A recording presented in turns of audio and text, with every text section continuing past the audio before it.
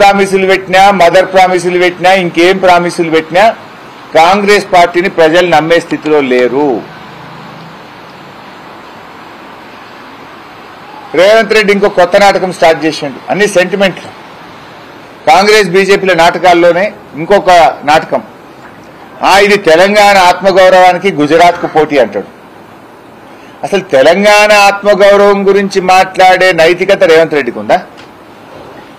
నువ్వు ఒకనాడు జై తెలంగాణ అనకపోతివి, ఒకనాడు అమరవీరుల స్తూపం దగ్గర 2 పూలు పెట్టకపోతివి.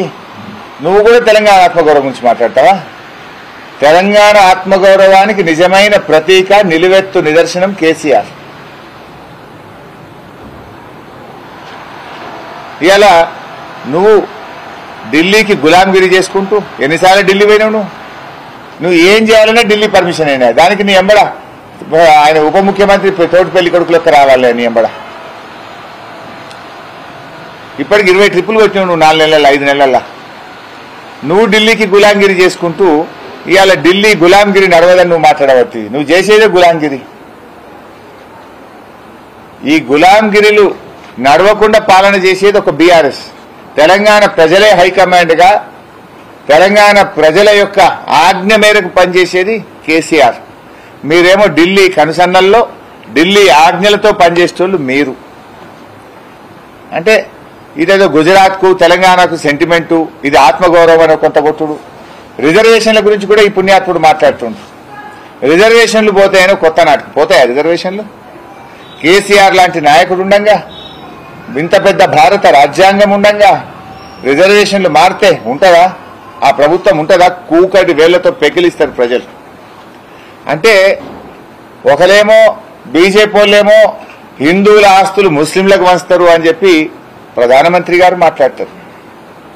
ఈయన రేవంత్ రెడ్డి గారేమో రిజర్వేషన్లు రద్దయితాయని మాట్లాడతారు. అది జరగదు, ఇది జరగదు.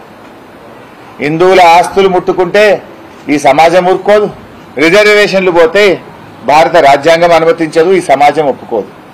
ఏది జరగదు. కానీ వీళ్ళేంది, ఇద్దరి పరిస్థితి ఆగమాగం ఉన్నది. 10 ఏళ్ల పాలనలో జరిగిన ప్రగతి గురించి ఓట్లు అడిగే పరిస్థితుల్లో బీజేపీ లేదు. 5 నెలల తన పాలనకు రెఫరెండం అన్నాడు, ఇప్పుడు అది పక్కకు పెట్టిండు. 5 నెలల పాలనలో ఏం జరిగిందో చెప్పి ఓట్లు అడిగే పరిస్థితుల్లో కాంగ్రెస్ లేదు. ఇద్దరు కేంద్రంలో ఉన్న బీజేపీ తన 10 ఏళ్ల పాలన మీద ఓట్లు అడుగుతలేదు. 5 నెలల తన పాలన గురించి రేవంత్ రెడ్డి ఓట్లు అడిగే పరిస్థితుల్లో లేడు. ఒక ఆయన మతాన్ని అడ్డం పెట్టుకొని, ఇంకొక ఆయన రిజర్వేషన్లను అడ్డం పెట్టుకొని ప్రజలను సెంటిమెంట్ మీద రెచ్చగొట్టి రాజకీయంగా లబ్ధి పొందాలని చూస్తా ఉన్నారు.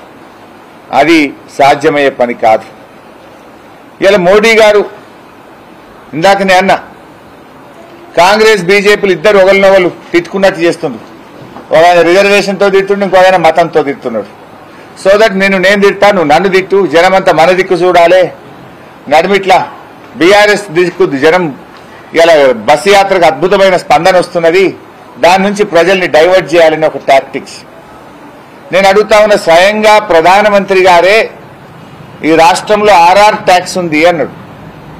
ఈ RR ట్యాక్స్ ను మొత్తం డబ్బులని ఢిల్లీకి పంపుతున్నారు. ఈ రాష్ట్రంలో ఉన్న ప్రభుత్వం అవినీతి ప్రభుత్వము. ఈ రాష్ట్రంలో RR ట్యాక్స్ పేరు మీద పెద్ద ఎత్తున ముడుపులు తీసుకుంటున్నారు. తీసుకున్న ముడుపులను హైదరాబాద్ నుంచి ఢిల్లీకి పంపుతున్నారని దేశ ప్రధానమంత్రి గారే స్వయంగా ఎన్నికల ప్రచార సభలో చెప్పారు. నిజంగా ముడుపులే నిజమైతే, RR ట్యాక్సే నిజమైతే మరి ఈడీ, ఇన్కమ్ ట్యాక్సులు, ఐటీలు ఎందుకు రావడం లేదు? వాళ్ళు ఇప్పటికి మరి ఎందుకు పట్టుకోవడం లేదు? అంటే మీ మధ్య ఏదో చీకటి ఒప్పందం ఉందని ఇలా ప్రజలు భావించాల్సి వస్తా ఉంది. రేవంత్ రెడ్డి గారు ఇవన్నీ అంటే మేము ఆయనలాగా స్థాయి దిగదలుచుకోలేదు, కానీ ప్రజలకు అర్థం కావడం కోసం ఇంకొక విషయం చెప్పాలనుకుంటున్నా. నేను చౌరస్తాలో మాట్లాడుతూ అంటాడు, హరీష్ రావు క్యాంప్ ఆఫీసులే కూర్చున్నాడు, ఈయనే కూర్చొని ఇంటున్నాడట అంటాడు. ఆ సమయానికి లైవ్ టెలికాస్ట్లో ఉన్నా నేను. మీరందరూ ఎగ్జాక్ట్లీ ఈయన మైక్ పట్టుకునే సమయానికి అది అనుకోకుండా నాది కూడా అక్కడ స్పీచ్ స్టార్ట్ అయింది. నేను నర్సాపూర్ నియోజకవర్గం, హత్నూర మండలం, దౌలతాబాద్ చౌరస్తాలో, ఇక్కడ నీ చౌరస్తాలో ఎంత జనం ఉన్నారో అంతకంటే ఎక్కువ జనంతో పబ్లిక్ మీటింగ్ లో, బహిరంగ సభలో నేను మాట్లాడుతా ఉన్నా. ఒక ముఖ్యమంత్రి స్థాయిలో ఇంత చీప్ టాక్టిక్స్, ఇంత చిల్లర అబద్ధాలు అవసరమా? నీకు ఇంటెలిజెన్స్ లేదా? నీకు నేను ఎక్కడున్నాను నెట్వర్క్ తెలియదా? నేను క్యాంప్ ఆఫీస్లో ఉన్నాను, చిల్లర మాటలు మాట్లాడేందుకు? ఆ సమయానికి నేను మెదక్ జిల్లా నర్సాపూర్లో, దౌలతాబాద్లో బహిరంగ సభలో నేను ప్రసంగిస్తా ఉన్నా. నేను అంటే ఆయన ఎంత చిల్లరగా అబద్ధాలు ఆడతాడో ఇవాళ చెప్పడానికి ఇది ఒక చిన్న ఉదాహరణ. నేతి బీరకాయలు నెయ్యి ఎంత ఉంటుందో రేవంత్ రెడ్డి మాటల్లో నిజం అంత ఉంటుంది.